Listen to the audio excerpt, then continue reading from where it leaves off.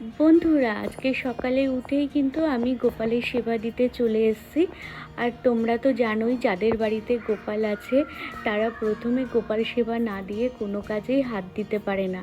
কারণ গোপাল হচ্ছে আমাদের বাড়ির সবথেকে ছোট্ট সদস্য।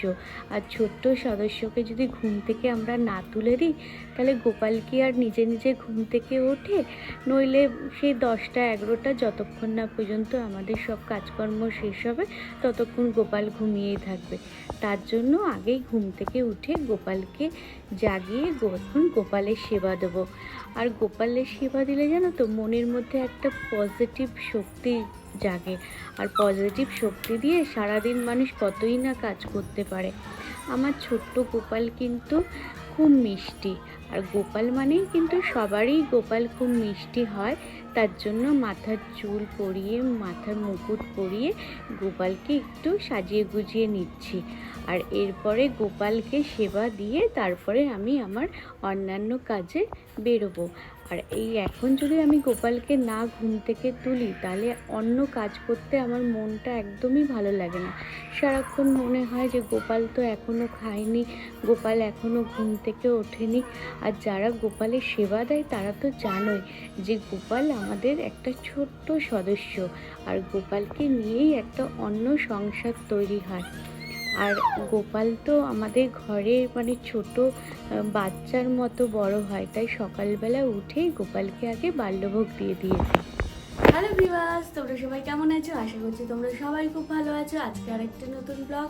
আর তোমরা দেখতেই পারলে যে সকালবেলা উঠে গোপালকে তুলে তাকে বাল্যভোগ দেওয়া হয়ে গেছে।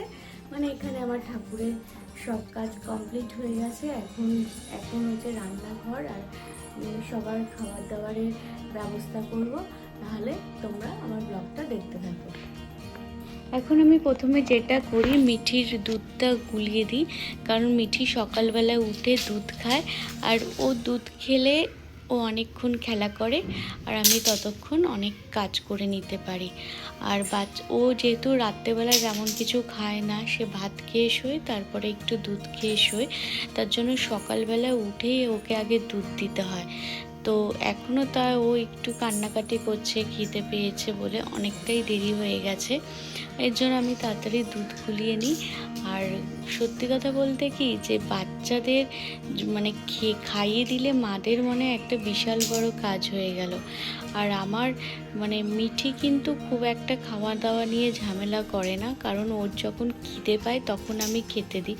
আর ওই আমার 2 ঘন্টা হয়ে গেল মানে ওকে খেতে দিতে হবে, তার কোনো মানে নেই। ও যখনই খিদে পায়, খাওয়ার জন্য একটু কান্নাকাটি করে, তখনই খেতে দিই। কারণ খিদেটা না পেলে কিন্তু বাচ্চাদের খাবার যেরকম হজমও হতে চায় না, তেমনি কিন্তু বাচ্চারা খেতেও চায় না। এই যে ওর এখন খিদে পেয়েছে বলে ও নিজে থেকেই কিন্তু আমার থেকে বোতলটা চাইছে, আর একটু কান্নাকাটিও করছে। তাই ওকে এখন দুধ গোলানো হয়ে গেছে, আমি ওকে এখন খেতে দিয়ে দেবো।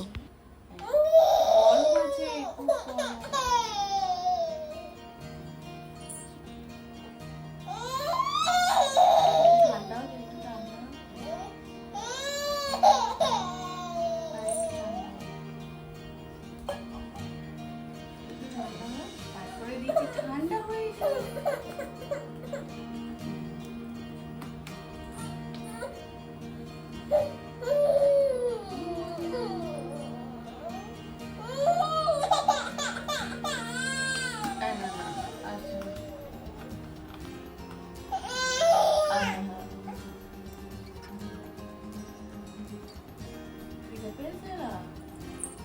বসে বসে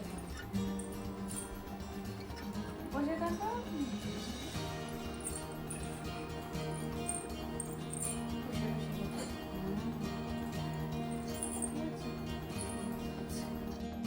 বুদ্ধি আছে যে কোন দিক দিয়ে নামলে উঠলে এই হবে।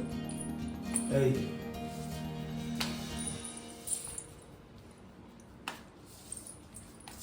চলো।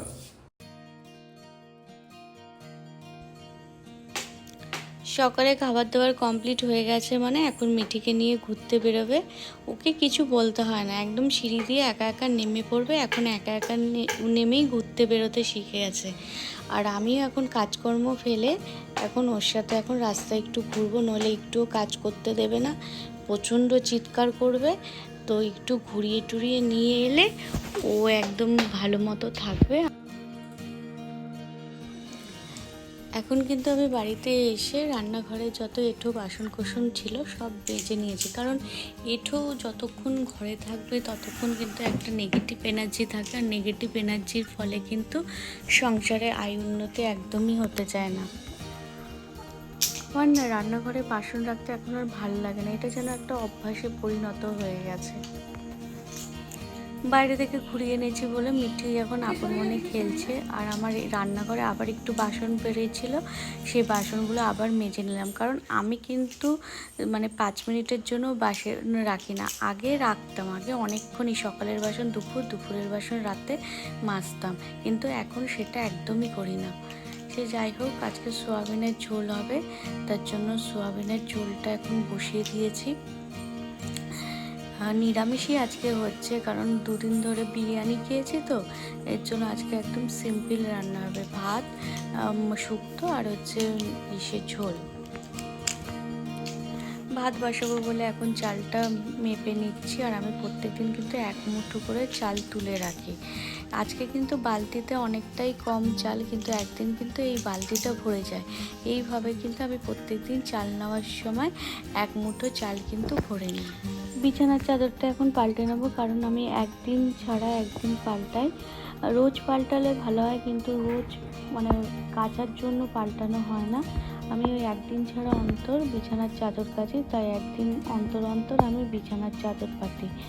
সে যাই হোক, চেঞ্জ করে নিচ্ছি, চেঞ্জ করে এখন জামা কাপড় অনেক কাচা হয়ে গেছে, তো সেইগুলো কাচতে হবে।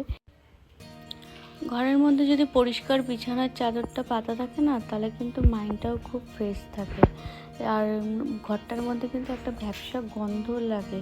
আগে আমি 1 সপ্তাহ অন্তর অন্তর বিছানার চাদর কাচতাম, কিন্তু এখন যেহেতু মিঠি আছে, আয়ুষ আছে, তার জন্য হচ্ছে 1 দিন ছাড়া অন্তর বিছানার চাদর পাতি, এতে কিন্তু বেশ ভালোই লাগে। আর আমার চাদর কাচতে কাচতে এখন অভ্যাস হয়ে গেছে, মানে রোজ কাচতে পারি না, কিন্তু একদিন অন্তর একদিন কাচলে বেশ ভালোই লাগে। আর আমি কিন্তু বিছানার চাদরটা একদম টান টান করে পেতে নিই। এখন ঘরের হচ্ছে মেঝেটা তো ডেইলি পরিষ্কার করি, কিন্তু এই দেয়াল, দরজা, জানালা এইগুলো পরিষ্কার করা হয় না, এখানে কিন্তু প্রচুর ধুলো জমে যায়, তার জন্য এইগুলো আজকে পরিষ্কার করে নিচ্ছি। আর এই রোজ তো আমাকে কাচতেই হয়, আজকেও সেটা ব্যতিক্রম না, আজকেও কাচতে বসে গেছি, কারণ কিছু জামা কাপড় না কাচতে হয় রোজ, যেগুলো পরি। অনেকে করে কি জল দিয়ে ধুয়ে রেখে দেয়, কিন্তু আমি সেটা পারি না, কারণ বিছানার চাদরও একটা বেরিয়েছে, এটা আগের দিনের চাদরটা আজকে কেচে দিচ্ছি। তো এইভাবে যদি পরিষ্কার পরিচ্ছন্নভাবে সকালবেলা থেকে কাজ করা যায় না, তাহলে কিন্তু সংসারের পক্ষে খুব ভালো।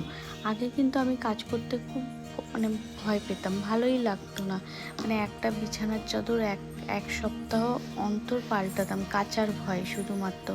আর আমাদের এখানে না কাজের লোক আছে প্রচুর, মানে কীরকম বলো তো, আমি যদি 2000 টাকা দিয়ে লোক রাখি, তো অন্যরা 3000 টাকা দিয়ে সেই লোকটা নিয়ে নেবে।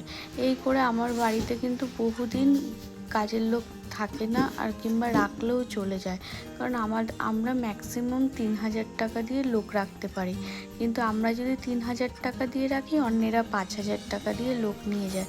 তাই বাধ্য হয়ে আমাকেই সব কাজ করতে হয়, শুধু আমাকেই না, আমাদের আশেপাশে অনেকেই নিজেরাই নিজেদের সংসার করে, আর যারা করে তো তাদের মোটামুটি অ্যাডভেস্টারে বাড়ি ছিল, তাদের এখন 3 তলা বাড়ি।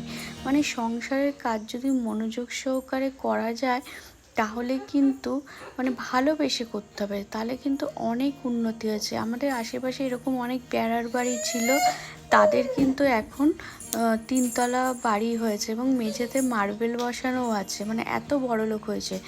মানুষের কিন্তু যত উন্নতি কিন্তু সংসারের মধ্যে, সংসারে যত পরিষ্কার পরিচ্ছন্নভাবে ঘরটাকে রাখবে, বাড়িটাকে রাখবে, নিজেকে রাখবে, তত কিন্তু নিজেদের উন্নতি, আর ঘরে কিন্তু তত টাকা পয়সা আসে। এর জন্য পরিষ্কার পরিচ্ছন্ন ইজ মাস্ট। মানে তুমি বড় লোকদের দিকে তাকাবে, যে যত বড় লোক তার ঘর কিন্তু তত পরিষ্কার। আমরা আগে করতাম কি, সাদা জামা কাপড় কিনতে ভয় পড়তাম কি তাড়াতাড়ি নোংরা হয়ে যাবে, কিন্তু যারা বড়লোক তারা দেখবে ওদের ঘরে আসবাবপত্র থেকে আরম্ভ করে বাড়ির রং কি পর্দা সবই কিন্তু ম্যাক্সিমাম সাদা রঙের হয়। কিন্তু যারা গরিব থাকে না, তারা সাদা রঙটাকে ওই নোংরা হওয়ার ভয়ে অ্যাভয়েড করে। তার জন্য সবসময় জামা কাপড় কেচে পরিষ্কার পরিচ্ছন্ন রেখে যতটা সম্ভব পরিষ্কার রাখার চেষ্টা করি। আজকে ব্লগটা এই পর্যন্তই থাকলো। তোমাদের অসংখ্য ধন্যবাদ।